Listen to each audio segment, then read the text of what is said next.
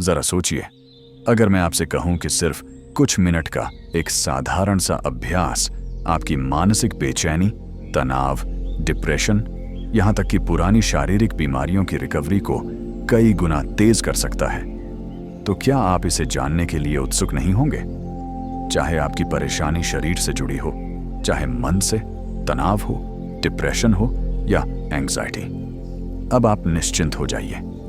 जो अभ्यास मैं आपको बताने वाला हूं वह पहले ही दिन से मानसिक समस्याओं में असर दिखाना शुरू कर देगा और शारीरिक समस्याओं में भी आपकी रिकवरी की रफ्तार चौंकाने वाली हो जाएगी। और सबसे रोचक बात यह है कि मैं आपको इसका कारण भी बताऊंगा कि आखिर यह कैसे काम करता है। आज हम बात करेंगे नाड़ी शोधन प्राणायाम की। यह हठ योग का एक बेहद महत्वपूर्ण अभ्यास है जिसका उद्देश्य है हमारे शरीर में मौजूद सूक्ष्म नाड़ियों की सफाई और शुद्धि। हठ योग के सिद्धांत में नाड़ियों को उसकी बुनियाद माना गया है। जैसे हमारे शरीर में रक्त वाहिकाएं, ब्लड वेसल्स, पूरे शरीर में खून पहुंचाती हैं, वैसे ही सूक्ष्म स्तर पर नाड़ियां हमारे शरीर में फैली हुई होती हैं। इन्हें आप चाकू से काट कर नहीं देख सकते, क्योंकि यह भौतिक नहीं बल्कि ऊर्जा का एक अदृश्य जाल है जो हमारे पूरे शरीर में प्राण ऊर्जा, लाइफ फोर्स का संचार करती है। इन नाड़ियों का काम है हर अंग तक प्राण शक्ति को पहुंचाना। अगर यह ऊर्जा किसी हिस्से तक ठीक से नहीं पहुंच पाती तो वहां बीमारी, कमजोरी या दर्द शुरू हो जाता है। और तब अक्सर दवाइयां भी पूरी तरह असर नहीं कर पाती, क्योंकि असली ईंधन यानी प्राण ऊर्जा वहां तक पहुंच ही नहीं रही होती। लेकिन अगर नाड़ियों में रुकावट हट जाए और प्राण शक्ति का प्रवाह सहज हो जाए तो न सिर्फ आपकी दवाइयों का असर कई गुना बढ़ जाएगा, बल्कि कई बार तो बिना किसी अतिरिक्त इलाज के ही समस्याएं धीरे धीरे समाप्त होती देखी गई हैं। कल्पना कीजिए, अगर सिर्फ कुछ मिनट का एक साधारण सा अभ्यास आपके मन को शांत कर दे, आपकी बेचैनी को मिटा दे और आपको गहरी शांति की स्थिति में पहुंचा दे, तो क्या आप इसे सीखना नहीं चाहेंगे? क्या काम करता है नाड़ी शोधन प्राणायाम? नाड़ी शोधन प्राणायाम शरीर की ऊर्जा, नाड़ियों को शुद्ध करता है, मन को शांत करता है, तनाव कम करता है, एकाग्रता बढ़ाता है और सांस व तंत्रिका तंत्र को संतुलित करता है। नाड़ी शोधन प्राणायाम योग का एक अत्यंत लाभकारी और संतुलन देने वाला श्वास अभ्यास है। इसका अर्थ है नाड़ियों की शुद्धि। यौगिक दृष्टि से हमारे शरीर में ऊर्जा के प्रवाह के लिए अनेक नाड़ियां होती हैं, जिनमें प्रमुख हैं इड्डा, पिंगला और सुषुम्ना। समय के साथ तनाव, असंतुलित दिनचर्या, नकारात्मक विचार और गलत खान-पान से इन नाड़ियों में रुकावटें आने लगती हैं। नाड़ी शोधन प्राणायाम इन्हीं अवरोधों को दूर कर ऊर्जा के प्रवाह को सहज बनाता है। जब आप इसे सही तरीके से करते हैं तो यह आपके पैरासिम्पैथेटिक नर्वस सिस्टम को एक्टिव करता है, यानी आपके शरीर को आराम और पुनर्ऊर्जा की अवस्था में ले जाता है। यह आपके दिमाग में चल रही अनगिनत सोचों की भाग दौड़ को थाम देता है, मानसिक चंचलता को कम करता है और आपको भीतर से संतुलित व स्थिर महसूस कराता है। लेकिन इसकी यात्रा यहीं खत्म नहीं होती। जब आप इस अभ्यास को लगातार और गहराई से करते हैं तो प्राण का प्रवाह सुषुम्ना नाड़ी में होने लगता है। यह वही अवस्था है जिसमें योगी उच्चतम साधना की ओर बढ़ते हैं। इसीलिए नाड़ी शोधन को सिर्फ एक प्राणायाम नहीं बल्कि हठ योग की आधारशिला कहा जाता है। अब सवाल आता है, इसे करते समय किन बातों का ध्यान रखना चाहिए? कई लोगों के मन में ये प्रश्न आते हैं। सही आसन कौन सा है? अनुलोम विलोम और नाड़ी शोधन में फर्क क्या है? सांस कितनी लंबी होनी चाहिए? कुंभक सांस रोकना कब और कैसे करना चाहिए? अनुलोम विलोम कोई अलग प्राणायाम नहीं है बल्कि नाड़ी शोधन का ही एक सरल रूप है। इसे आप नाड़ी शोधन की तैयारी मान सकते हैं। शुरुआती अभ्यासी बिना किसी जटिल अनुपात के सामान्य सांस के साथ अनुलोम विलोम से शुरुआत कर सकते हैं। इसमें यह जरूरी नहीं कि सांस कितनी देर में भरनी या छोड़नी है या कुंभक करना ही है, लेकिन नाड़ी शोधन में सांसों का अनुपात और सावधानियां रखनी होती हैं ताकि इसका पूरा लाभ मिल सके।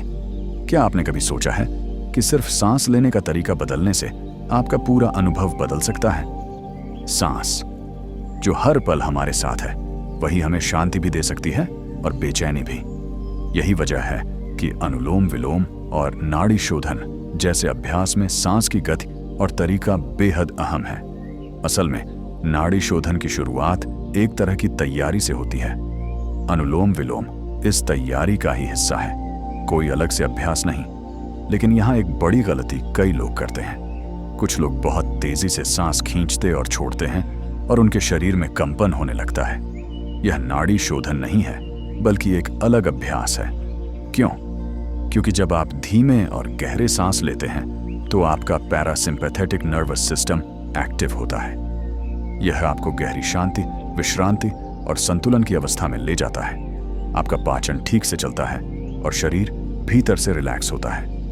लेकिन जब आप तेज गति से सांस लेते हैं तो सिंपैथेटिक नर्वस सिस्टम सक्रिय हो जाता है, शरीर अलर्ट मोड में चला जाता है, पाचन धीमा हो जाता है और आप एक सक्रिय लेकिन तनावपूर्ण अवस्था में पहुंच जाते हैं। यानी सिर्फ सांस की गति बदलने से ही पूरा अभ्यास बदल जाता है। इसलिए अनुलोम विलोम या नाड़ी शोधन में तेज सांस लेना बिल्कुल नहीं करना चाहिए। अब एक और सवाल, सांस अंदर कैसे लेनी है? पेट में, छाती में या और ऊपर? इस अभ्यास में जब आप सांस भरते हैं तो सबसे पहले पेट हल्का बाहर आता है। यही पहला स्तर है और यह बिल्कुल स्वाभाविक है। इसके बाद छाती फैलती है, यह दूसरा स्तर है। और अंत में कॉलर बोन के पास हल्का सा उठाव आता है, यह तीसरा स्तर है।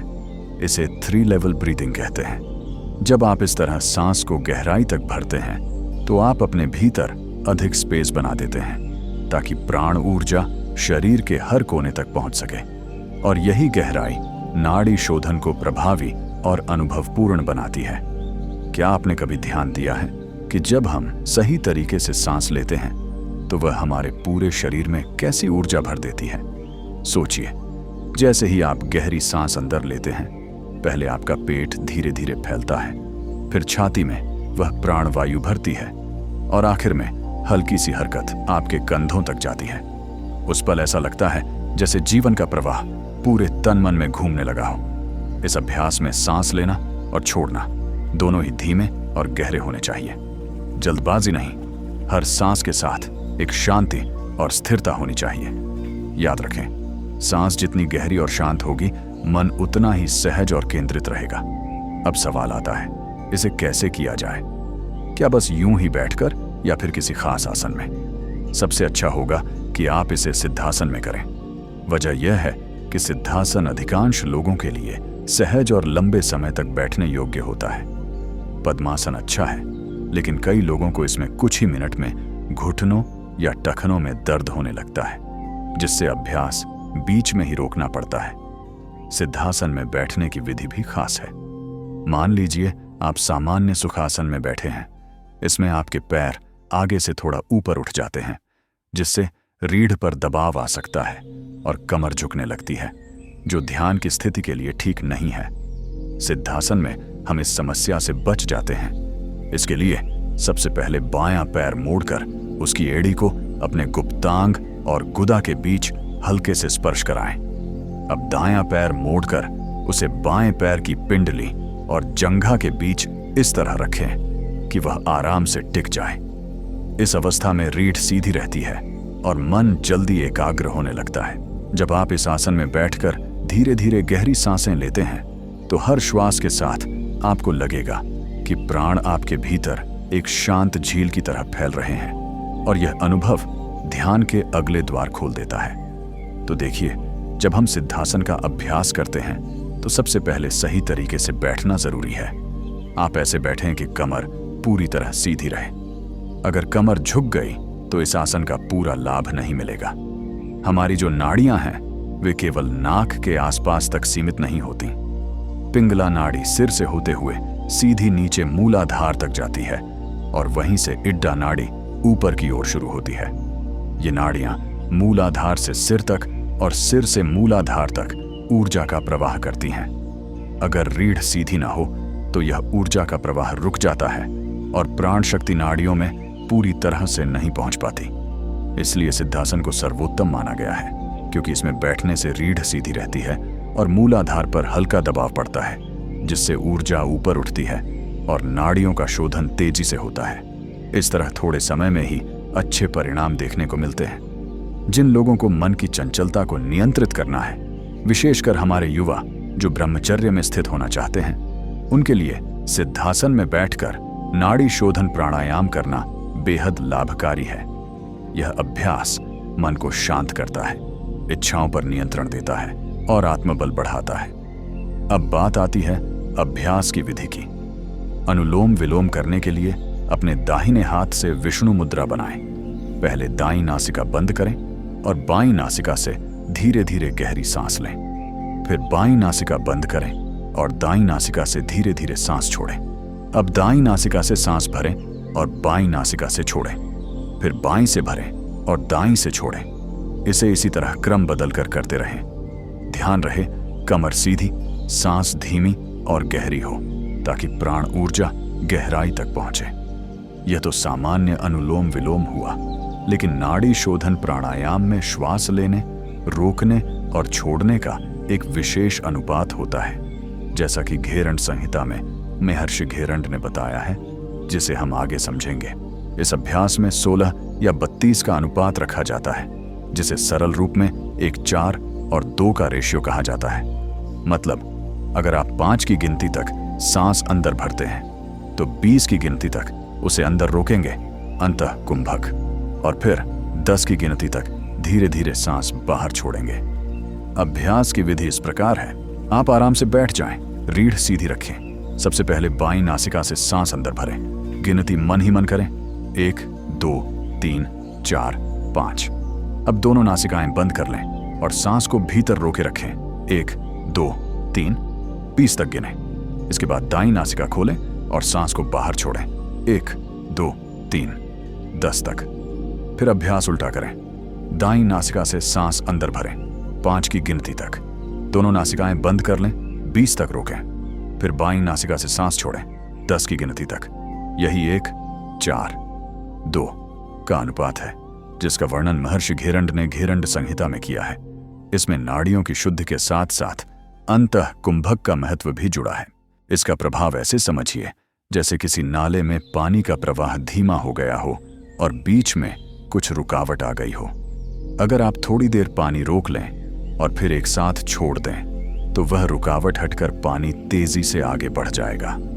ठीक इसी तरह जब हम सांस को अंदर रोकते हैं तो प्राण ऊर्जा का दबाव नाड़ियों में बनता है, और जैसे ही दूसरी नासिका से सांस छोड़ते हैं यह प्राण प्रवाह तेजी से चलता है और भीतर की रुकावटों को दूर कर देता है। नाड़ी शोधन प्राणायाम में कुंभक यानी सांस रोकने का भी अपना खास महत्व है। शुरुआत में जैसा कि पहले बताया, केवल अनुलोम विलोम का अभ्यास करते रहें। लगभग 1 2 या 3 महीने तक यह नियमित रूप से करने के बाद आप इसे एक 4 और 2 के अनुपात में करने की शुरुआत करें। कोशिश करें कि आपकी सांसें जितनी गहरी और जितनी धीमी हो सके उतना बेहतर होगा। इस तरीके से नाड़ी शोधन का अभ्यास आपके लिए अधिक प्रभावी बनेगा। लेकिन एक बात ध्यान रखें, अगर किसी व्यक्ति को उच्च रक्तचाप, हाई ब्लड प्रेशर की समस्या है, या अगर किसी को हृदय रोग, बहुत अधिक हाई बीपी या गंभीर श्वसन समस्या है, तो कुंभक यानी सांस रोकना से बचते हुए केवल साधारण अनुलोम विलोम करना चाहिए। ये केवल अनुलोम विलोम ही करें, कुंभक का अभ्यास न करें। अगर आप इसे सुबह के समय और खाली पेट करेंगे तो इसका लाभ और भी अधिक मिलेगा। हमने यहाँ नाड़ी शोधन से जुड़े कुछ महत्वपूर्ण बिंदुओं पर चर्चा की है। आगे भी हम अन्य आवश्यक अभ्यासों के बारे में मार्गदर्शन देते रहेंगे। सिर्फ 10-15 मिनट का नाड़ी शोधन प्राणायाम प्रतिदिन आपके मन, शरीर और आत्मा को एक नई ऊर्जा और संतुलन प्रदान कर सकता है। यह न केवल श्वास का अभ्यास है, बल्कि एक साधना है जो भीतर की शांति और दिव्यता से जुड़ने का मार्ग खोलती है। अंत में सभी के लिए प्रार्थना और मंगल कामनाएं।